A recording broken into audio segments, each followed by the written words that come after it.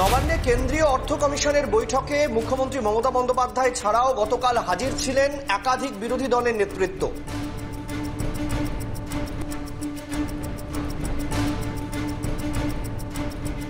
তাদের সামনেই বাংলার বঞ্চনা নিয়ে সরব হলেন মুখ্যমন্ত্রী।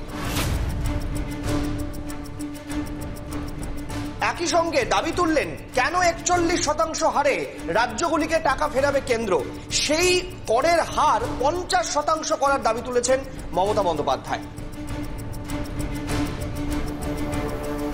24 সালে বিজিবিএস এড়ালেও 25-এ বিজিবিএস এর প্রস্তুতি নিচ্ছেন রাজ্যের মুখ্যমন্ত্রী মমতা বন্দ্যোপাধ্যায়। কিন্তু সেই আবহেই কার্যত চাঞ্চল্যকর তথ্য দিল কর্পোরেট বিষয়ক দফতর।